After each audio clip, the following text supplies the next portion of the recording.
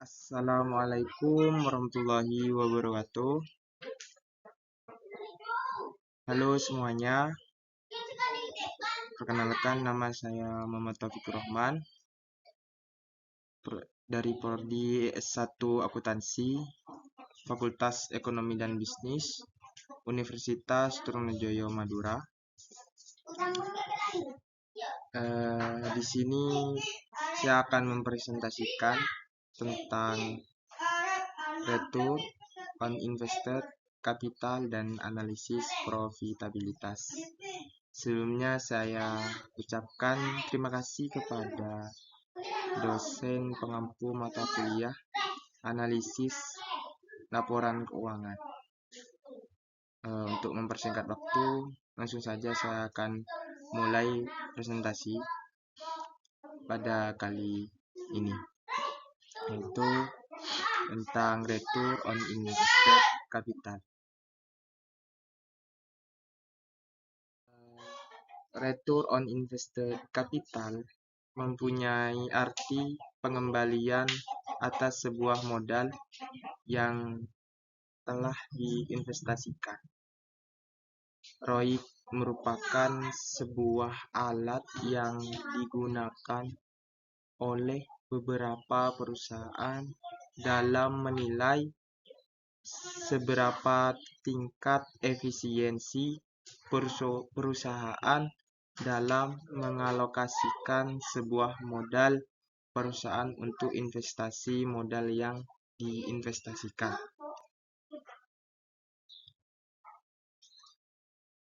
Beberapa aset-aset produktif seperti mesin dan gedung adalah fondasi bagi perusahaan untuk menghasilkan keuntungan. Sah Brani 2023. Rumus perhitungan ROIC yaitu income dibagi invested capital.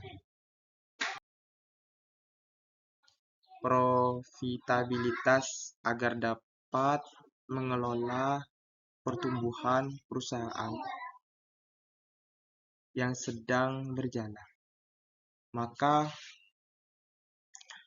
perusahaan harus berada dalam kondisi yang menguntungkan, karena hal ini akan memudahkan perusahaan dalam menyerap investasi dari luar, khususnya dari investor.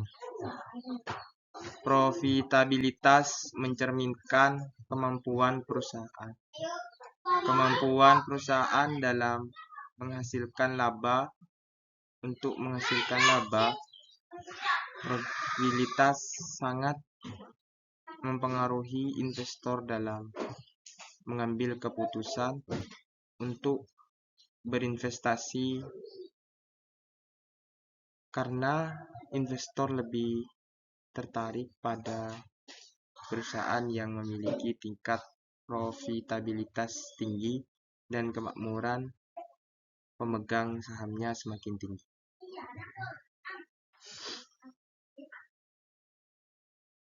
Selanjutnya, komponen return on invested capital, yaitu yang pertama, defining invested capital. Tidak ada ukuran universal atas modal yang diinvestasikan untuk menghitung keuntungan.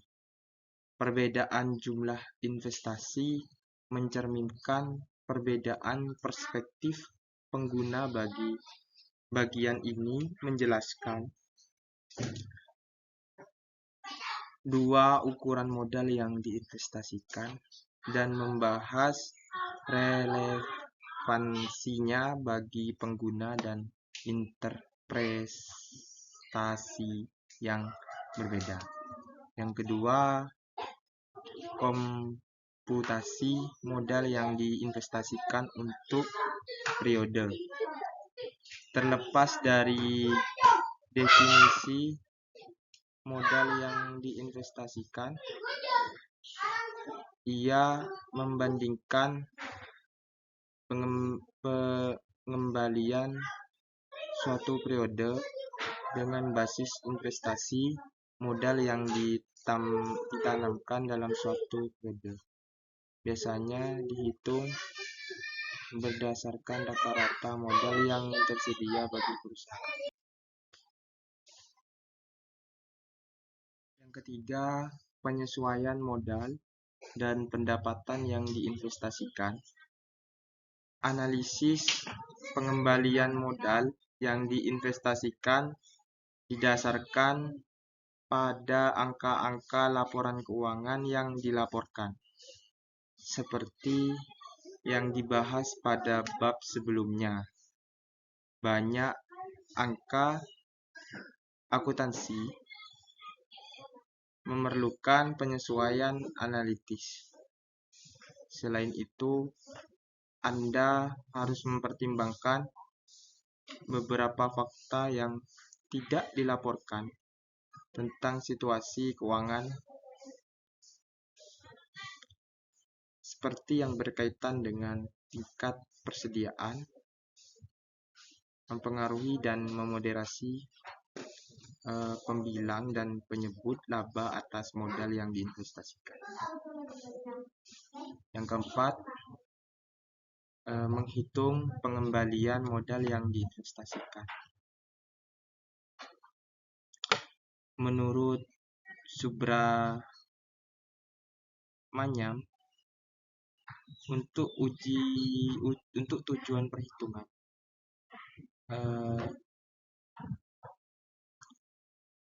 kami menyajikan berbagai angka penting mengenai pendapatan dan modal yang diinvestasikan untuk tujuan ini.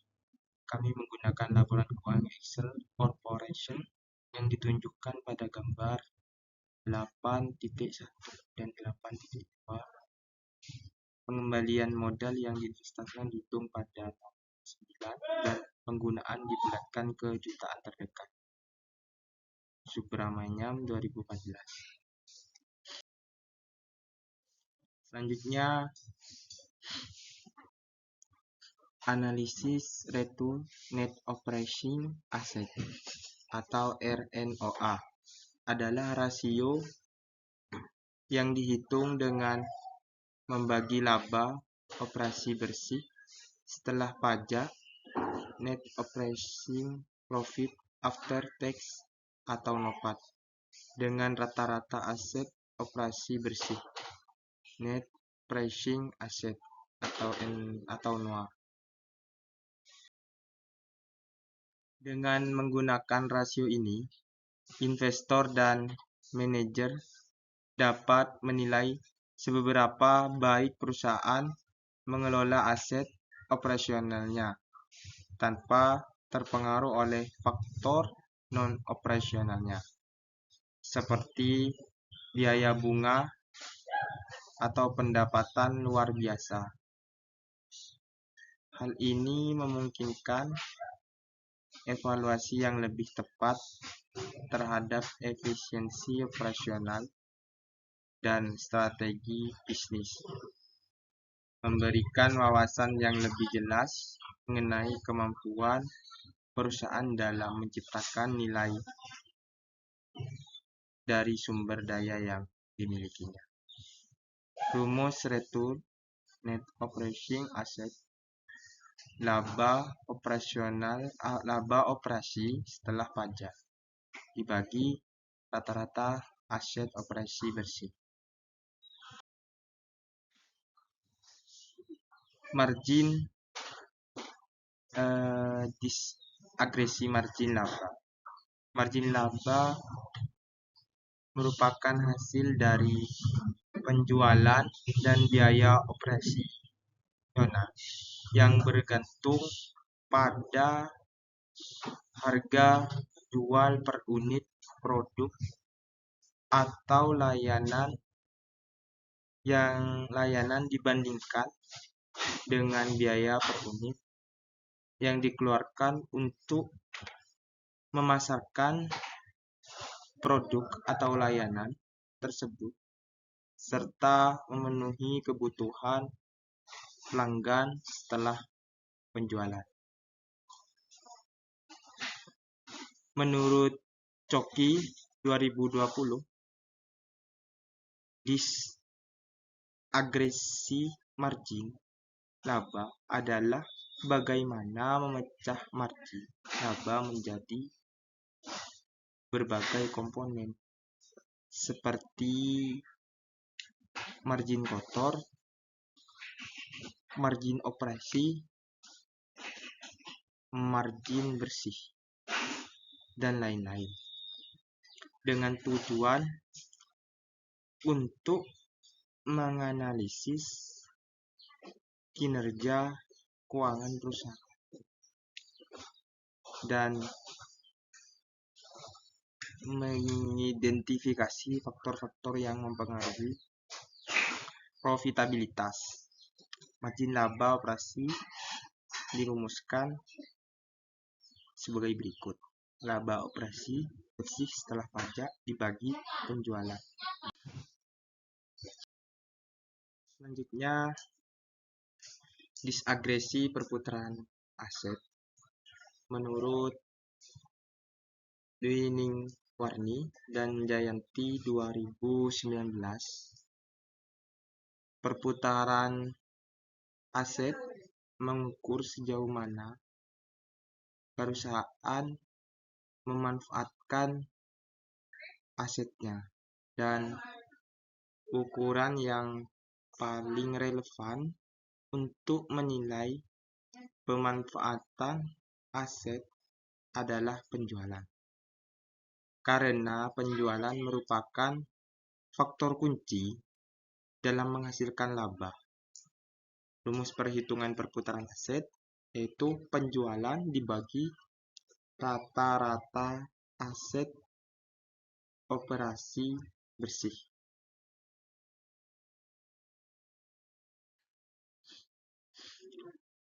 Selanjutnya, analisis return on common equity.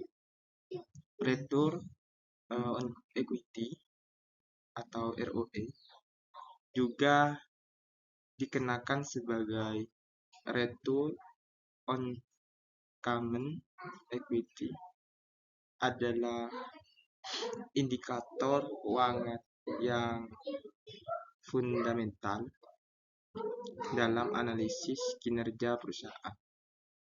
Dwi dan Hartono 2020 mengidentifikasikan ROE sebagai rasio yang membandingkan laba setelah pajak dengan modal sendiri atau modal saham. Yaitu rumus return on equity, laba bersih dibagi ekuitas pemegang saham. Selanjutnya adalah faktor-faktor yang mempengaruhi return on equity atau ROE. Menurut Simanjuntak 2021, ROE bisa dipecah lagi ke dalam beberapa komponen, yaitu yang pertama return on asset, ROA atau return on asset